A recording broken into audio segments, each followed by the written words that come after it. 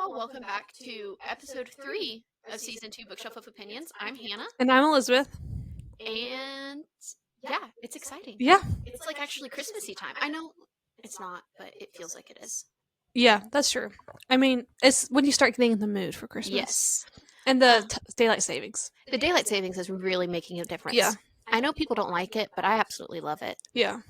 Anyways, sorry, that was a sign. What have you been reading? Okay, so I'm still reading the Natural series. I'm on the second book because I finished my Halloween book I read. So I finished that. So now I'm on the second Naturals book, which is called Killer Instincts. And it took me a while to get into the second one, but the first one was so good, and this one was really good. So I'm excited for the third and fourth one.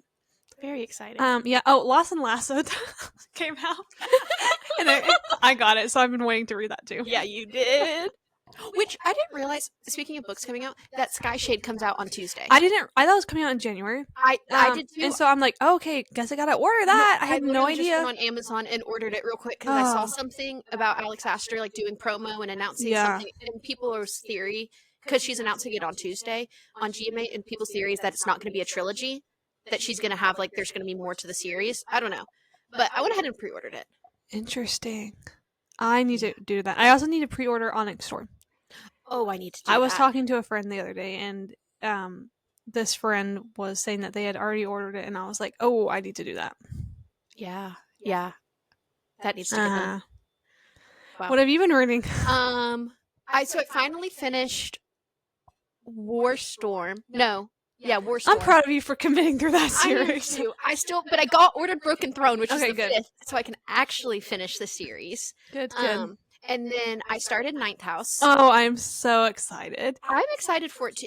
The first chapter had me a little confused, but then I read the second chapter literally today, and I feel a lot better. I promise you're going to be confused. So who have you met so far?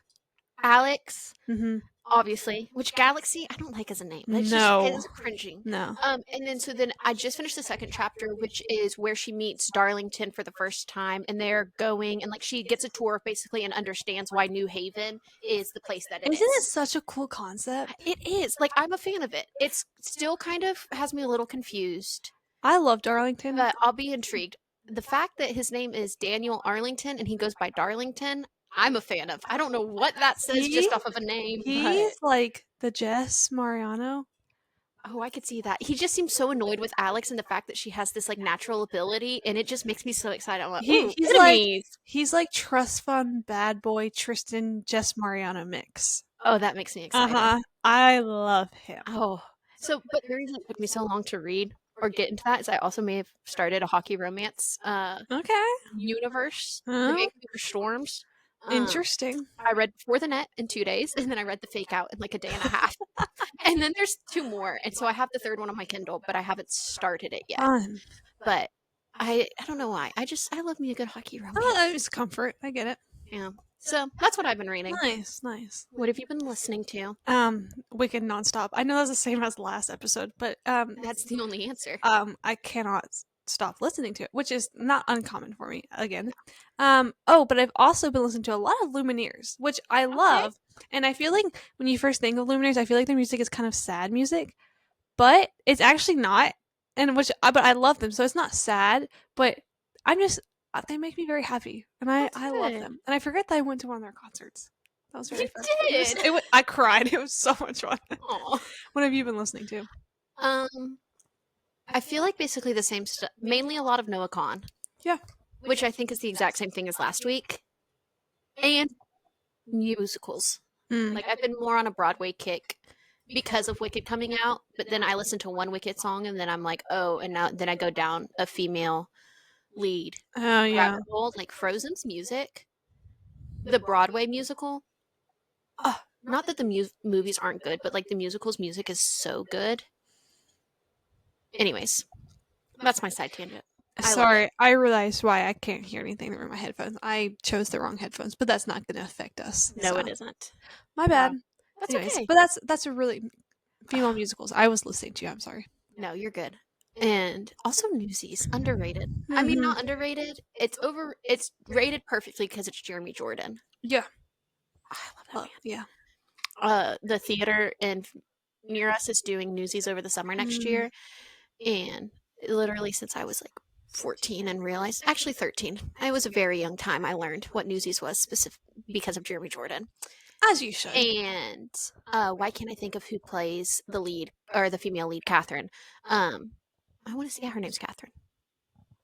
I don't know why that has me blinking. Anyways, I was like, I'm gonna be her, because in the recording version that's on Disney and that's like is out of the original, she's a redhead. But I can't sing, so that won't be me. Yes, you can. No. But anyways, here's my thing. I sing Defying Gravity like fully committed in my car. As you and should. To me, I sound fantastic. I know realistically I don't, but something about that song, I'm like, I can sing the song better than any song in my entire life, which is not accurate. But as long as you feel comfortable with it, but like I fully try to hit all of the notes, and I know I don't, but to me they sound great. Exactly. It's the echo in your head. It always makes you sound so good. And I'm like, it thank really you. does. I need everyone to hear what's in my head. Because then I hear myself on recording, and I'm like, oh no. Like I feel really bad for everyone who has to listen to my voice on this podcast because it's so high pitched. Your voice isn't really that high pitched. I promise you. That's good. You have what I would equate to a normal female voice. Okay. I don't know if that makes sense. But you know, there's some people's voices who are annoying and you can't listen to them. You don't have one of those. Oh, well, that's comforting. You don't have one of those either. Thank you. You're welcome. Wow. Look at us. Self-esteem boosted. Oh, I have another just random question before we get into the actual question. Oh wait, we have Wicked drinks. We do have Wicked drinks. We trying the Starbucks Wicked drinks because we can't help it. So we have Glinda's Potion, which is, what type of drink is that again? It is a refresher. It's a coconut refresher base though, and I want to say it's strawberry raspberry. Like it's what makes it pink. And like dragon fruits too. Dragon fruit in it. Let's see. I can pull up on the Starbucks app. Oh yeah, that's smart. Specifics of it, because I was looking at it to make sure it wasn't going to be disgusting. Not that I think it would be, but Glinda's Pink Potion I'll look up Elphaba. Is coconut milk with a non-dairy strawberry cream cold foam, and then it's got dragon fruit inclusion. Oh. Then Elphaba's Cold Brew is peppermint syrup, a non-dairy matcha cream cold foam, and that's it. And it's got like the pink and green sugars are technically on top, supposed to be on top. I don't know if they were. They were. It just, Yeah. Elphaba's is really good. Elphaba's is so, it tastes like Christmas, and it doesn't taste like grass because of the matcha. Yeah, I actually like Starbucks matcha because it's sweet. Not that I go to Starbucks an abundance amount, that I don't do that, but I do, and it makes me want to try matcha. You should get you should get matcha with well, it has in the spring, but when they had lavender chai, you get matcha with lavender chai. I heard that's really good. And I actually did try that and it was good. But just matcha with chai in general is good. I could maybe try it. I just am still hung up on 2 years ago. Last year, 2 years ago, whenever we did our drive around day and I got chai and it literally tasted like a candle. Was that when we had the 2 cups? Yeah, I think when I ended up drinking like 4 coffees in a day or something. Yeah. Dude, we need to do that. Me too. But I just need to not get chai. Visually, the weather is fantastic. But actually, it feels awful. Horrible. It's snowing hot. in places, and it is still 70 to 80 here. But it's going to drop next week. It is. Praise Jesus, it will. Oh, hallelujah. Wow. Mm-hmm. Well, this episode, we polled our Instagram for some questions. Yes. Just kind of as even though it's episode 3, and so we've kind of gotten back into the rhythm, but still just to kind of keep the get to know us, but also growth. Our answers change within a year. Exactly. And we're different ages, new people. That's literally what you just said. It's fine. We have to reiterate because sometimes I overtalk and you just simplify it for me. Yep. Yeah. Sorry, I don't know. That sounded condescending in a way. No, that's not how I meant it. No, I didn't think that is Christmas. I know. Elphaba's drink. I mean, no hate to Glinda. I love me. That's Miss what Glinda girl. We love. Hannah is Glinda and I'm Elphaba, which, ironically, growing up, we both thought we were the other ones. You know? Yeah. No, I related to Glinda's outcastedness because of natural genetics. You mean Elphaba's? Elphaba. I was gonna say, did you watch? Yeah. I was looking at myself. Yeah. Yeah. So that's not confirmation to what you think. And I saw Glinda and I was like, oh, she's blonde. So yeah. Yeah. And then I grew up and I was like, no, I'm Glinda. Obviously, I like to have my hand in everything. Like in people's lives. That's what I thought. Yep, that's definitely how I thought it when I first said it. Hannah, this is a family show. Oh, Hannah's probably annoyed with me saying this, but I obviously I like the Wizard of Oz in general, but Elphaba because she's green, and green's like Elizabeth has realized how much she loves green. which I feel like everyone else around me probably already knows that, but like I have so much green jewelry. I would have for sure put it as one of orange, greens, and I would have honestly put a shade of pink into your colors. Yeah. Just to mix it, but green makes sense. You're a garden fairy. Orange, why is green not there? Yeah, I don't understand how I didn't realize. Like I love orange, but visually I don't love wearing orange on myself. That's fair. And stuff. Oh, you have green socks. Okay. I'm wearing an entire green sweatsuit. Yeah. These are not sweat shorts, but either way. And then I was like, oh, I have a lot of green things, but I love orange. But green is I would have green everything. I just didn't realize it. Subconsciously, I was doing it this whole time. You were. It's crazy how life works. Yeah. Okay. Anyways, going back to our questions. Anyways, we're going to start with the hardest one we were asked, which is, why haven't I been asked to be on the podcast yet? And you know who you are if you wrote this. And you technically have had a cameo, so be grateful for what you got. I'm just kidding. You let us know. You guess why you haven't been on the podcast yet. And if you want to be on it, schedule a date and we'll talk to you. We do charge our guests to be on the podcast, though. There's no free publicity here. No. Everyone's had to pay a fee. We're broke girls. We gotta pay the bill. We're college girls doing a podcast. We need money. Yeah. Anyways. Okay. So that answers that question. Now that that's done. Okay. What is your favorite thing about doing our podcast? I think it's gonna sound sappy, but I think it's just being able to hang out with you. You stole my answer. No, well, here's the thing. Me and Hannah are very we've been friends for a very long time, and then grew closer in the last.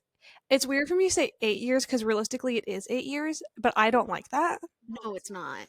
Hannah, 8 years ago, how old were we? 8 years ago, we would have been 14. Okay, so maybe even younger than that. And that boggles my. I cannot. That makes me feel. I know, I know we're not old, and so I can't be that makes me feel so old. But that makes. Yeah. We've grown up so much. Yeah. Aww. And so I think, but we didn't always see each other consistently, you know? No. And so doing this podcast definitely is we see each other every week now. And even in the summer when we didn't see each other, I was like, oh, this is really sad. Mm-hmm. But I think I just enjoyed doing it with you and hanging out with you. And I feel obviously what we're telling each other is stuff we already know, but it's just fun. It is. And I also just like the idea where I could just literally talk. So that's it. So you basically stole my answer. I was going to say it's the added time because even though we already talk a lot and we will hang out regardless of this, it's the extra intentional time. Yeah. And it's something we can work together to do. It gives us a purpose, you know? It feels like it's 9:00 at night. I know, it's already dark outside. That's great. Okay. So, you stole my answer. And I just like hearing the sound of my own voice. Even though I don't listen to our podcast. Back to one of our episodes in April where Hannah admitted that she loves to look at herself in the mirror. And there is nothing wrong with that. It's called self-confidence. Exactly. And I try to exude it. If y'all weren't into reading, what would your life be like? Ooh. I know what mine would be like. You go first. Mine would be boring. I'm sure I would find another hobby, but I think because I think so,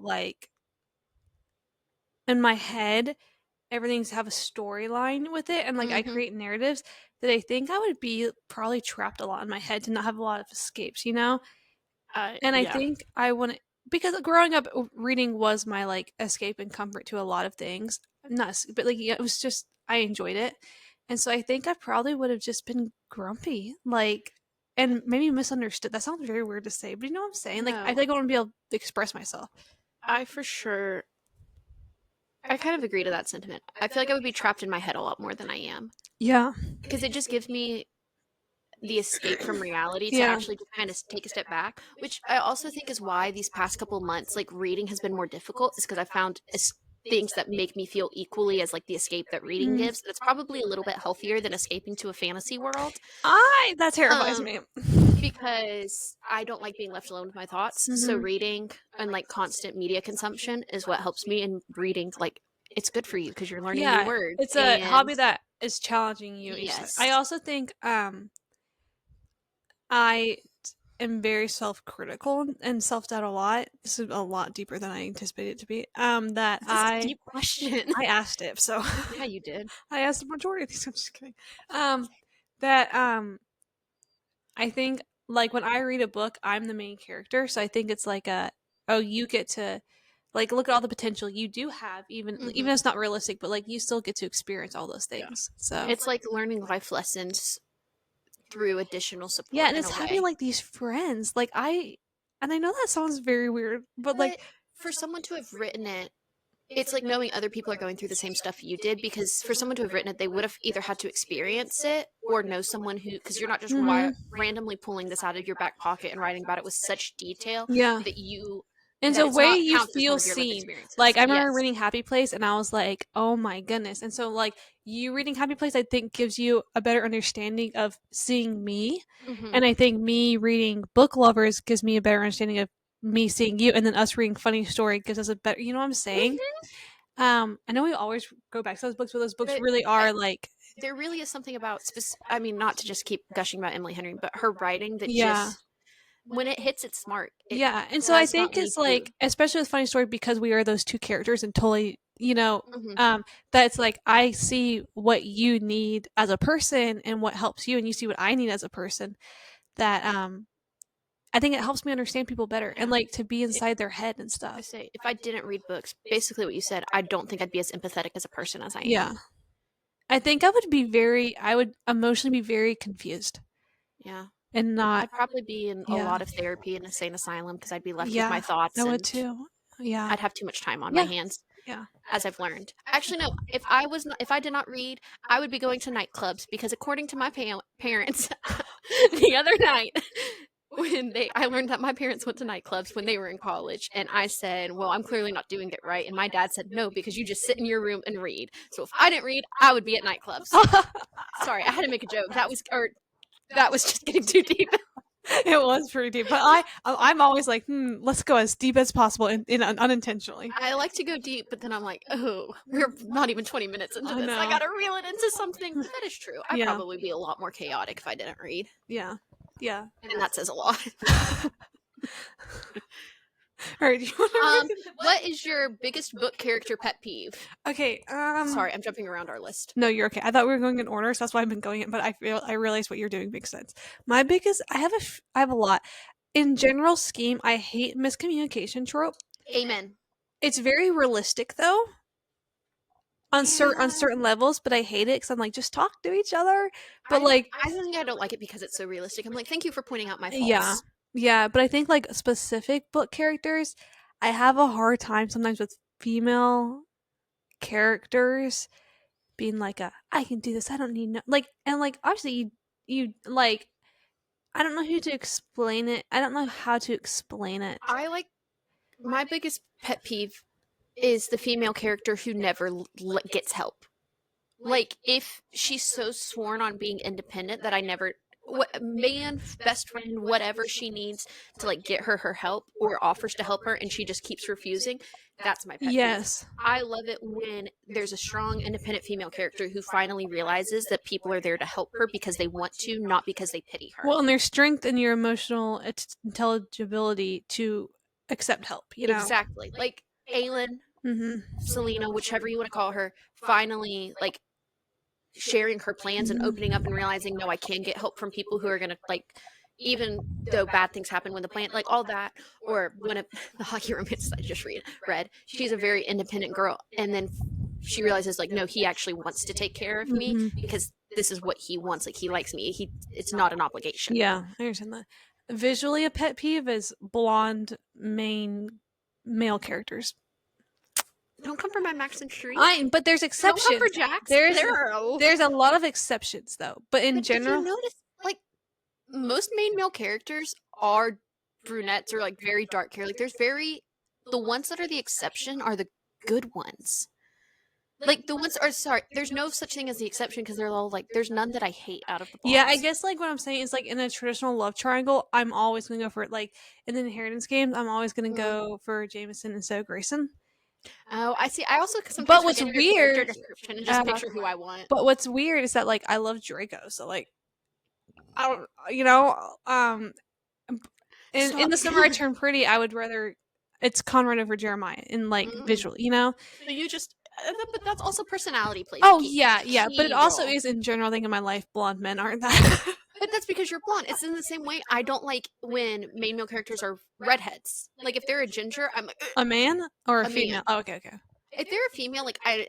But like if it's the main male character or the male love interest and they're Yeah. redhead ginger, like Eris and Akatar, and like all of the Autumn Court, Lucian and everything, I'm like, I get why people think they're attractive, but this just feels like Okay, that makes a lot of like sense. even though like my brother's not a redhead, it still feels like when I see redheads like males, I'm like, we would be like it just feels like my brother. Yeah, I understand that.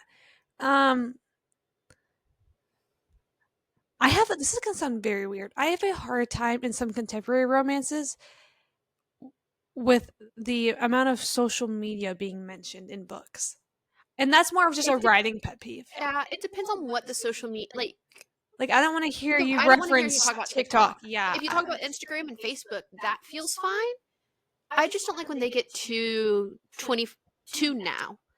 Yeah, like, and I don't want you to write about what's happening and in like when you 2024. reference other books. But the exception is in This Summer Will Be Different, Lucy recommends Happy Place to Felix, and to me, I think because I love Happy Place and I love that book, I was like, oh, I love this. But that's also just a good recall literary reference. Like that's not if you didn't know Happy Place is a recent book, like then it doesn't feel like something so now. I guess so, yeah. Yeah. Also just pet peeves and somehow the character's dress. I don't know, it's interesting. Like some of these girls out here wear like 6-inch heels. And I'm I like, don't know how you're doing. Okay. Literally, if I were Bryce in Crescent City, I would not make it through. Like party girl out here in those heels, I about killed myself on Friday night. Like I could not make it. Yeah. No. Yeah. Yeah. It's interesting. I guess I don't have that many, just more like my pet peeves aren't actual pet peeves. They're just things that annoy me, and so I'm gonna make them a pet peeve. Yeah, that's true. But they're not easily replicated across all books. Okay. Sorry, a pregnancy trope done wrong is a pet peeve. That's a trope pet peeve, but yeah, there are some that are done right. And then there are some that I'm like, you just needed something to grab the reader's attention. You grabbed my attention, but you didn't do it well. Because there's quite a few I've read that I'm like, oh, that's actually not a bad way to do it, but I'm like, probably not. If that's the whole story, then no. But if it's like one of the side things, then I'm okay with it. Or if there's a certain Elsie Silver book, who writes the Chestnut Spring series, where there's a pregnancy trope, but she already has the baby by the time the book is like actually starting, and that's what I appreciate. There's one I can't remember, but it was a baseball book, and like that was their thing is they met, and then they got pregnant from a one night stand. She never saw him again, and then he saw his daughter when she was like 5, and I'm like that I'm here for. Well, I mean, like I'm not here for like that specifically, but that's an okay. Yes, that's not what it is. Yeah. It's just what like was the catalyst to the story. Yes, I get that. Anyways, we talked about those for a lot. Yeah, we could. Okay. Favorite thing about each other. The others are like they're all along the same realm. So I just like let's just start that one. Okay. We're gonna have to picky back and forth. I feel like, we are. But I did already start thinking about this. Oh, good. Because wow, you can't think no, I do. I just like I'm sure they're all in my head. It sounds bad to say like I don't know if I can pick a favorite thing about you. It's okay. But I think one of your best qualities is your ability to listen. Aww. And like actually feel like I'm being heard. Like even if you could be looking at your phone and distracted and then recall everything I just said, which is not something everyone can do. And I don't know. I'm not gonna cry. Trust me, I'm not gonna cry. Oh, okay. I have just decided this has turned into how can I make Elizabeth cry this episode? But very easy. Yeah, Elizabeth can cry very easy. But no, it's the fact that you actually listen to people and make sure they feel heard, which I'm sure Never mind. I'm not going to say that. No, you can say it. I'm sure it's somewhere in your deep-rooted fear of you wanting to make sure that you're also heard, so you're going to make sure other people are heard in the same way you want to be. Yeah. Well, one of my favorite things about you, because I'm gonna give piggyback, is I really appreciate how much you check in, which I know like we text each other every day, but in the amount of like, oh hey, are you okay, or like, do you need something, or just being considerate all around. If I even like how we were talking earlier, how you're being considerate, something that like I wouldn't expect anyone to think about, because why would someone else be concerned about what I have going on? You know what I'm saying? And you're just always considerate in that sense. And I'm like, oh my gosh, Hannah, like in the same sense, like actually listens, but like stands up for me in that and stuff. And I'm like, it's like, I don't know how people in my corner, but I'm like you pay attention to those things and stuff. So there you go. Are you gonna cry? No. I'm Yeah. not gonna cry anymore. I'll cry later, but I'm not gonna cry in front of you. I won't let you know that this makes me cry. Kind of also piggybacking off of your knowing that people in the corner. This might just turn into an affirmation episode. I mean, I don't know. It's hard to say. I'm just not gonna look at you anymore. It's not necessarily, again, it's hard just to be like, because I don't think I could pinpoint one specific thing that is Elizabeth that like makes me, maybe, okay, actually, first, my one thing, and I'm going to look you in the eyes when I say this, that I would pinpoint as my like favorite thing is you are uniquely you and you don't let other people change that, which is very hard to find, especially nowadays. oh, And you as a friend, like you're you across the board with whoever you are with, and just whatever situation you're in, like you're still you. oh, In a good way, not in a like a good or bad. You being you is good, but you're always the good. that's really nice. But then also off of that is adding to that, because you're always you, is you're always you saying like me being in your corner, like you're always in my corner. Like I know if I'm having a low moment, I can just text you and be like, and tell you, or it can be a good or a bad, and you're just like, oh yeah, and like because you're constantly like, I don't know, you've said before of like my confidence and stuff, and I'm like, no, and you're like, no, this is literally what I see in you, and I'm like, oh, thank you. Like you just have very good I see in you moments, which are very important. Okay, hold on. Give me a moment. I know. Sorry. Okay, I don't know if you're actually crying or if you just need a moment. no, I actually am. Yes. So I succeeded. Okay, well, I guess going along that line as well, I think your self-confidence in yourself is what I strive and I'm inspired by, but I also admire a lot about it. Even when you don't feel that way, I not gonna cry talking about you. I'll look away. I think like you are always like, I just think you carry yourself very maturely, very godly, and you love yourself, and I strive to be someone like you, because sometimes I'll doubt myself and something, I'm like, Hannah wouldn't think that, you know, and stuff, and I'm just like, Hannah, you hype yourself up that it makes me like, it's easy for it's I want to help hype you up, but it's easy for me too when you already believe that, even if you don't feel like it in the moment, you don't let it get to you, you know. Mm-hmm. So that's why your self-confidence stuff. Yeah. So before moving to the next question, I'll close with this. You inspire me to be a stronger woman of God. You do the same for me. What are we doing? I don't know. I can't do both hands to her heart. So that was just me closing that chapter. Because I was gonna say that, and then I was like, well, all right. Well, that's very sweet of you. I know. So I said it. What song do you associate with one another? Do I need to go first again? Yeah, because I want to hear what you were gonna say. So, because we were kind of talking about this before the episode. I have specific artists I associate with you individually, but then I have like one song, which I feel like we've talked about this before, that like, especially now, like I associate like as our friendship song, even if you, so the friend, what I'm going to call is like our song, like our little friendship song.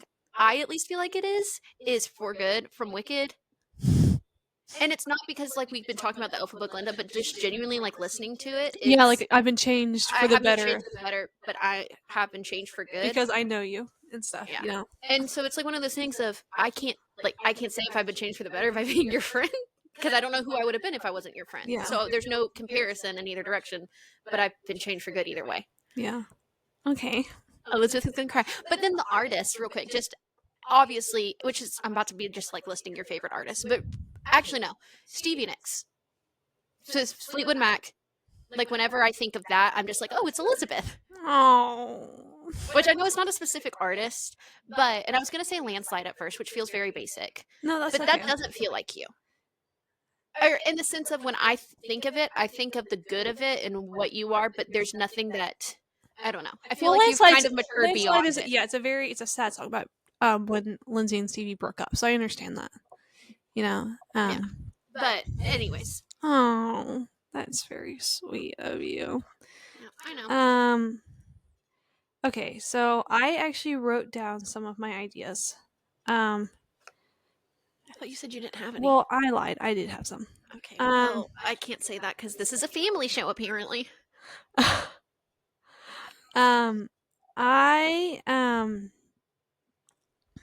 Okay, it's not gonna load. Hold on.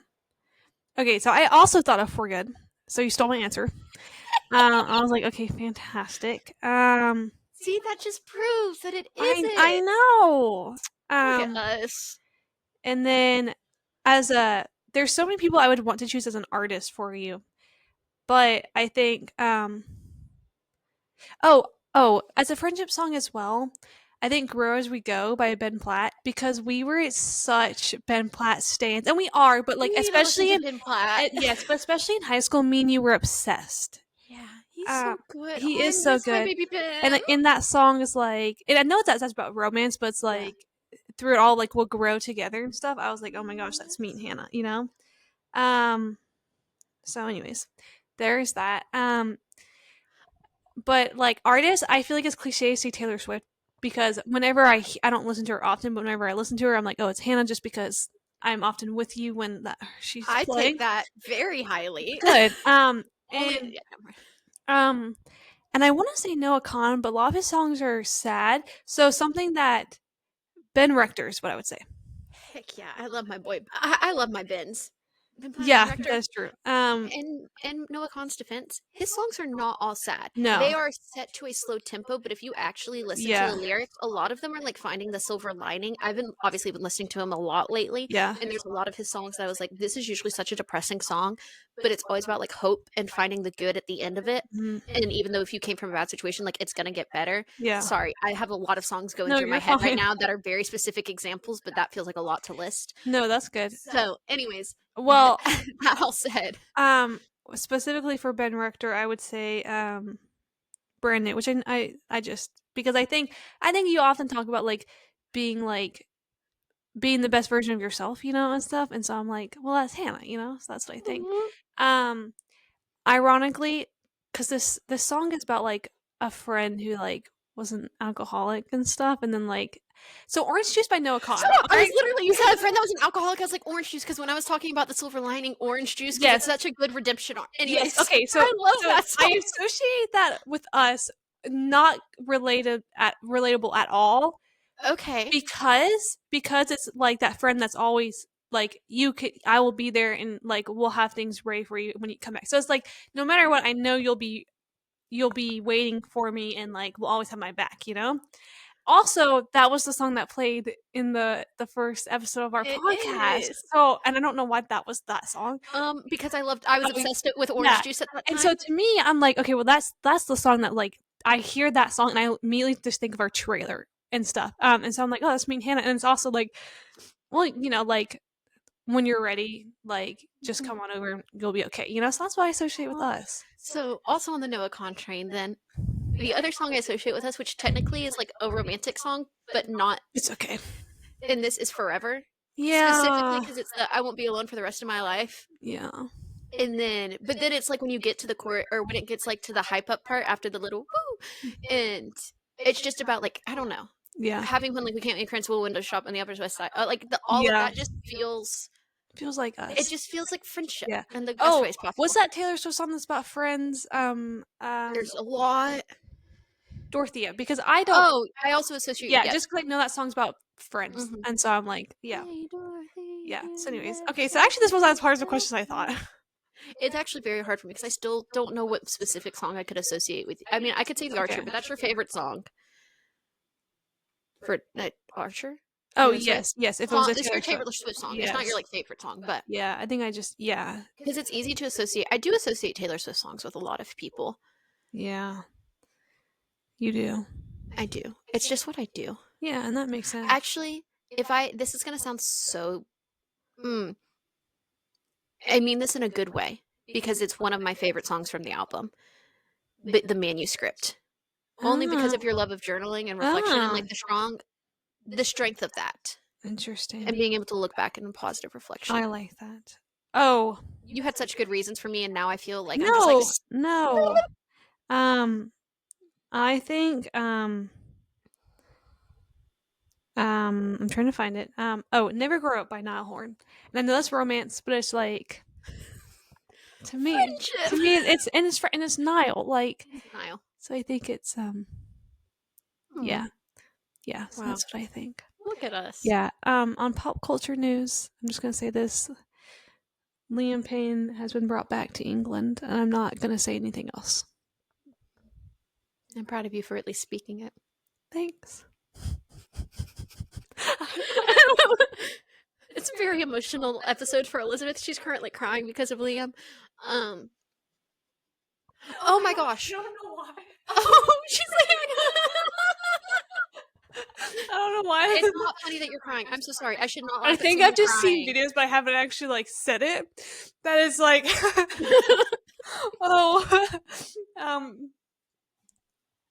I don't know. It's just like a part of your child. Are you okay? Yeah, I'm laughing now. Your tears like rolling down your face. I feel kind of lame for crying now, but I think it's just like she cries more about Liam than our friendship. That's all I'm saying. Then what? No, I think it's just like it's my like. I think it's just a part of like you actually like. Yeah, it's just deep breath. Like, you're an adult now. Like that part of your childhood's not there because they're all grown up, you know. And I think I'm a very empathetic person, and so I think I just like feel for like obviously everyone being affected by it, people that are directly affected by it, but even for like my sister, like Lily loves One Direction. I got her into it, and I feel like so sad that she has to feel, you know. And like there's this girl in my Bible study, and she loves them and stuff. I just feel so sad that they also, and I would rather me feel sad than all of them feel sad about it when we're all feeling sad about the same thing. They're gonna feel sad regardless if you feel sad. I know. So it's the unfortunate thing, you can't take their pain. Yeah. So anyways, I'm sorry for me saying that. That I was not expecting that to like actually like make me fall apart. It's okay. I was writing a paper today for my alienation class, and Taylor Swift and One Direction came up, and I was like, this feels wrong to be writing about One Direction right now. Yeah. But at the same time, I was like, no. Oh. Wow. Do we go on to the next question, or do we need to just end the questions? No, we can go into the next question because I thought we were gonna need more questions, but we might not. I was gonna say, only because I technically asked this question. What do you think you would see in the mirror of Arised? That's how you say it, right? Yeah. All of One Direction back together. Which, for those who don't know, that's the Mirror of Desires from Harry Potter, but it's the Mirror of Arised, and but it's where you see your deepest desire, yeah, your deepest desire, or what you desire the most. I'm just kidding. Like I think 13-year-old Elizabeth, that would be Elizabeth for sure. I think. Do you want to go first? I think so because I don't know. I realize I asked this question. I don't have an answer to this question. Okay, so you want me to go? Yes. Okay. I think I would. I say this a lot. At the end of the day, I love my job and I love my career, and that's what I've wanted for a long time. But at the end of the day, I would be totally okay not having this job or career, as much as I love it, because I crave so deeply to be a wife and a mother, and that's not a simple job. I don't think I think that comes with a lot of stuff. You have to be patient and kind, and I crave to be that, and I don't think it's weak at all. And like when growing up, all house games we played, like I was always the mom. And I was all, husband was always off at work because we didn't have any boys to play with us. And you're at an age where that's too weird to do. Yes. So I think I would see my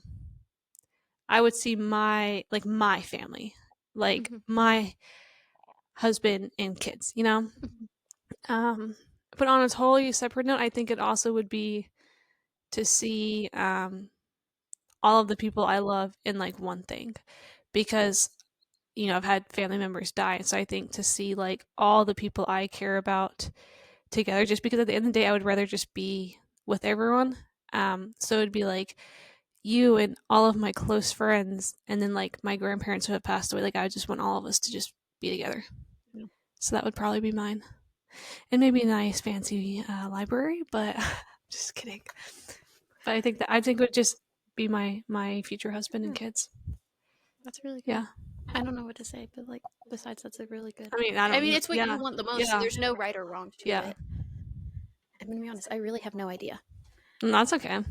I feel like if I had been asked this like 3 or 4 years ago, even like a year ago, it would have for sure been the family answer. It would have been my family, and it probably would have been in the background, specifically a year ago, would have been like my whole family. But now, I don't know. Well, and that just because you don't know what yours is doesn't mean you value anyone less, No. It's just because, I mean, a year ago, mine probably wouldn't be like having my own family. It might have been something different, That's what to me it's like when Harry sees his parents in the mirror, like he doesn't realize that's what he wanted. And the same like when he sees the stone. He doesn't realize that's what he was wanting most. And so it's one of those things that I don't know what. Yeah, I can only guess. Like truly, that's what I would guess. All right, but also like I think there's a part of me that at the end of the day, what I desire most is acceptance and unconditional love. That I think I think my deepest desire would to be me seeing Jesus with Jesus. Like, but that's all my guess. But I know like my heart, you know what I'm saying? Because you can't really answer the question honestly. Not that we're answering, but these are just guesses. Yeah, because there's no magical mirror. I wish there was that told us like what. Yeah, it would be handy. Mine probably would be like a physical book of a roadmap that God has given me of like this is how you're gonna live your life, and it's not just a big guessing game. But then at the same time, that takes away all the fun of living. Yeah, if we knew all the answers. And so it's just one of those things of.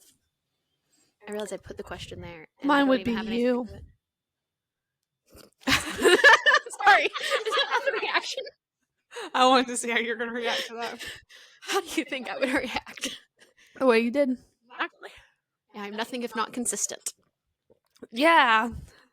I don't know. I have no idea. Anyways. I have more questions. You have more questions? Yeah. Let's hear some more questions. Okay. Hopefully they're not as thought-provoking as those were, and they're just really simple questions. Okay. Let me pull it up.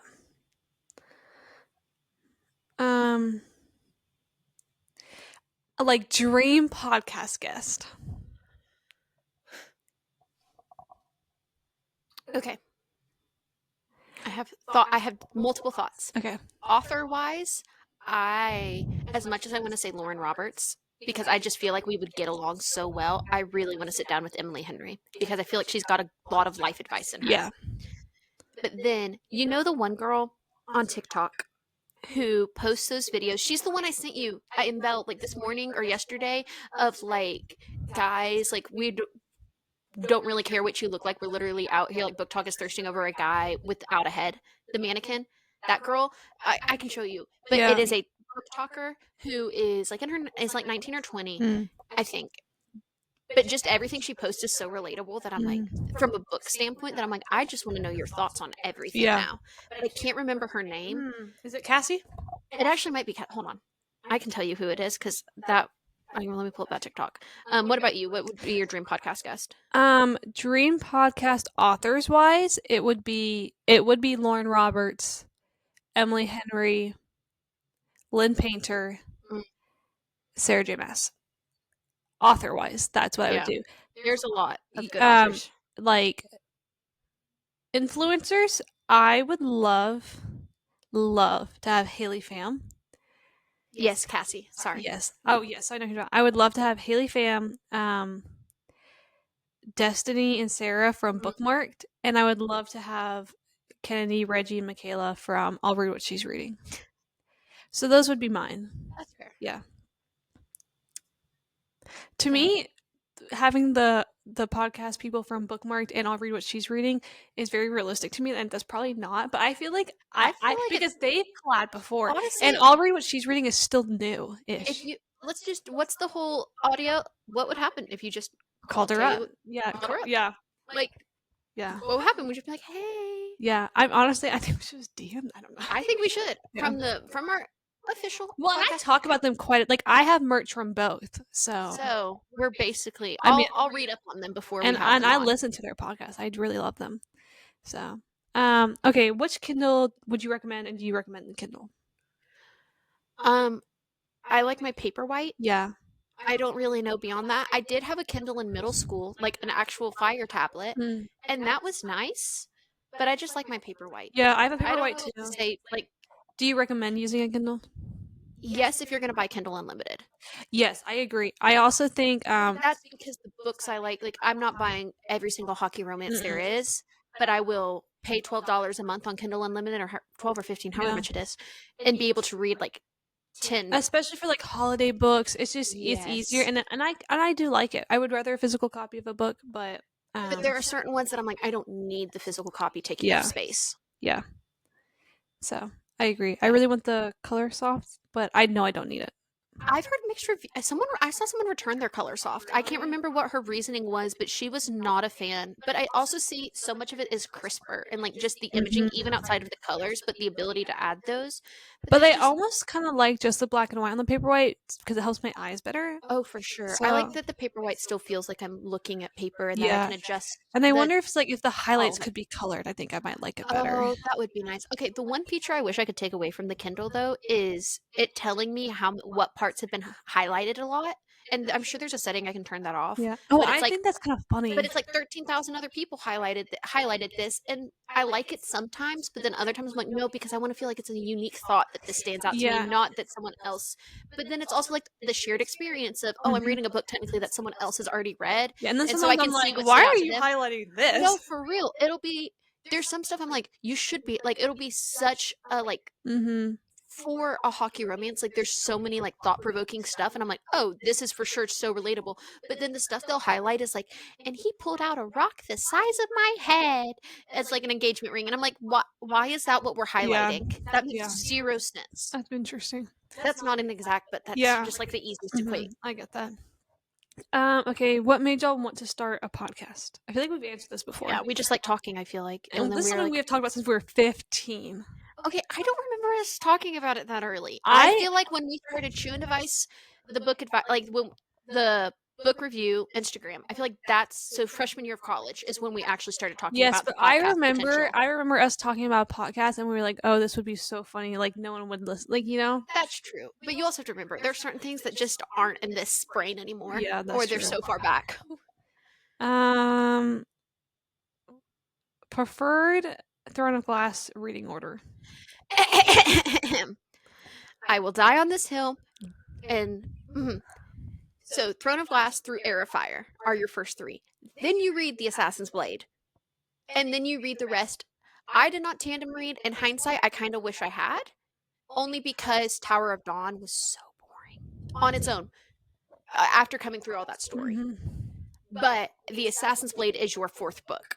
You read the first 3, and then you read technically the prequel. That is the correct Throne of Glass reading order. So I read it in that same order, and here's my thing. I know a lot of people that like it in the first book, and I can understand that, but I think I wouldn't have been able to retain that knowledge because you don't know. And I think there's a lot of build up, especially to know what happened to Sam, and you can't know that from the very beginning. No. I personally, but here's my one thing: attached to the character, to Selena on her own, outside of her past. And specifically with Dorian and Cole, like understand all of their dynamics and see that growth, and then read Assassin's Blade and like you said, be able to recall all these recent things that you Yeah. don't realize you're going to need to know. But if you had read them at the start and then digested all this new information and world building, you wouldn't remember. But here's anything. my one thing I kind of wish I did instead, though. I wish I read It's Crown of Midnight. That's the second one. Yes. I wish I read Throne of Glass, Crown of Midnight, Assassin's Blade, then Air of Fire, just because in Air of Fire, it's all of a sudden this whole new world, and it gets me attached to like Rowan, and then I immediately am going, and that is fair, but it made me excited to go back to Queen of Shadows because I know everything that happens in Assassin's Blade, and I feel like it's been out long enough. Can we just spoil it? I guess. No, because I know people that listen to this that haven't That's finished true. it yet. And so I know there's stuff in Assassin's Blade that we get attached to. Yeah. But I appreciate that I already have that attachment in Air of Fire to be able to then go to Queen of Shadows. Yeah. And find that attachment again yeah. with reflection back to Assassin's Blade. You know what we haven't done in a while? Those little A Day in Our Life videos. I know. I was thinking about that today. I was like, we need to start. Because we had Christmas ones. The last one we did was back in February because I was at your house. Gosh. Oh yeah, we need to start. Do you remember that one? I am. You remember this day? Was it? Which day was it? What movie did we watch? We didn't watch a movie. I went to dinner with Lillian Bradley. That was the last day in our life. That's the last one I did. Oh wow! Yes, I think we definitely. Wow. We definitely need to restart those and cancel that all out. Yeah, we're definitely we're changing, redacting, moving stuff around. Yep. And we make mistakes. We're humans, and we learn from those mistakes and move forward. I don't know why I feel the need to have to preface that when people aren't going to respond. No, but I don't care. We move forward. Yeah. We don't care. The past is the past. Mm-hmm. Anyways, and we've already talked about this. Nightshade will officially be out on Tuesday. Skyshade. I was looking at Nightbane and things all at the same time. I feel like I need like no, I know how Nightbane ended. I need to read the last like 3 chapters just to me and you disagree about. Me and you highly disagree about. I need to refresh my brain. So let me refresh my brain and then we can debate. We very much disagree. Onyx Storm is a coming. Mm-hmm. What am I feel like there's more things that we have gotten so many quotes from Fearless. Yes, so many. I'm so scared. My poor baby Kai. I'm terrified. I am so because there was a moment, I'll be honest, in Powerless that I was kind of rooting for Kit and Pei. No, hold on. There were moments that I pulled for them, but then I met Kai. You have to know. I like the princes. I like the fact of being a prince. I like all of that. And then I met Kai, and I love Kai. And so now I'm just scared because Kit's become so much of the villain while trying to also be the hero. I think. Here's my thing. I'm not against Kit at all. I just don't want Kit with Payton. No, I don't want them together at the end. Like I said, at the start, I wanted them together. I thought it was going to be the right kind of savior complex for both of them. Speaking of which, though, because since we so much have talking about like how Lauren Roberts got her inspiration from the Red Queen series, the whole War Storm finally getting to that book was like an eye-opening experience because there's so much we learned from about Maven specifically and how his mom wired his brain or rewired it and just I know it. Like, I don't want to say anything because I really want people to read. As much hard as it was for me to get through it, it's really good. I need to do a proper reread. There's just a lot of. I think what really got me is King's Cage and Warstorm is you have so many different point of views, and I don't really care about Iris's point of view personally. Not that that's bad, like because it gives us that perspective of what Maven is actively going through without knowing that. But in the same way, I didn't want Evangeline's perspective at first, but then I was like, no, because this is how I'm going to be able to know what Cal is going through. And I think Cal and Mayor are just being stupid, personally. Yeah. You know who I kind of miss? Who do you miss? I miss Iris and Kit from Divine Rivals. I do too. I was looking at texts last night when we were talking about Divine Rivals for some reason, and it just... I think because that book is so different. It's like World War II setup, but it's fantasy. It's so calming for a fantasy book. And he quite literally was like, the whole Six of Crow quote was like, if I couldn't come for you, I would crawl. He quite literally went to war for her. and then back again. I remember sobbing at the end of that book. My what's the second book called? Ruthless Vows. No. Yes. Ruthless Vows. My Ruthless Vows copy is tabbed so pretty. I don't think I tabbed either one of them. I might have highlighted lightly, but I don't think I tabbed Divine Rivals. Tabbing scares me sometimes because I don't want people to know where like things go. Except Dance of Thieves and Vow of Thieves. I love my. Oh, I need to reread those. Those are like my hearts, but I just miss. I miss their writers for a newspaper, and them living that like halfway house kind of thing. I just miss books. I mourn my character. I miss our friendship with them, and they don't know me. Okay, but have you seen is there an actual book, or is it just the whole theory of like where the book character is falling in love with you or like becoming your friend the entire way, and then you get to think, is that an actual book? I don't know, but if it is, you should read it, or if it's not, you should read it. Because that, in the same way, like and then it gets to the end, and it's like, no, don't stop reading, and then it's just like you're in, and they mourn the same way we. Yeah. That would actually be so good because your epilogue could be at the end of the acknowledgement, so you don't even realize it's there's an epilogue unless you get to the through all the acknowledgement, and then to them. Do you read acknowledgements? It depends on the book. I will skim them just because they deserve recognition. Like a lot of people go into writing a book beyond the author. Yeah, I read all of acknowledgements. You're a good person. I like it, really. But I also like Taylor Jenkins Reid's writing a new book. I forget what it's called, but it's about a woman astronaut, something like that, right? That's maybe not. Hold on. Maybe not. I redact that. Give me a second. That's not what I thought it was about, but that could be what it's about. So her new book is it's called Atmosphere. Oh, okay. Joan Goodwin has been obsessed with the stars for as long as she can remember. Thoughtful and reserved, Joan is content with her life as a professor of physics and astronomy at Rice University, and as aunt to her precocious niece Frances. That is until she comes across an advertisement seeking the first woman scientist to join NASA's space shuttle program. Yep, it's about an astronaut. Well, that makes me excited. It's literally it's Atmosphere, a love story. Interesting. Is what the cover art is, which is intriguing. Anywho, I really miss Wes and Liz, and I know I just was reading about them. I still need to read. Lily started it, and I'm terrified for her. Oh, I'm glad she's reading it. That scares me for her. Yeah, but I don't want to text and check in on her until I read it, so I can appropriately be there for her. That's smart. Anyways, yeah, it's kind of a long episode. Yeah, I'm so sorry, guys. I told you we just like talking into microphones. We really do. But no, I feel like we should wrap. Yeah. Well, I went through like multiple stages of emotions. Yeah, you did, and I just listened to played different songs in my head, so I wouldn't feel the emotions. And that's on two different people who handle things differently. Yeah, two best friends. Too bad. I'm just singing for good, which is not good. Who both cope in different ways. Yes, and that's okay. And they're kind of healthy. Yeah. We're learning. We're growing. We feel, we don't, we're fine. Yeah. And with that, see you for episode 4!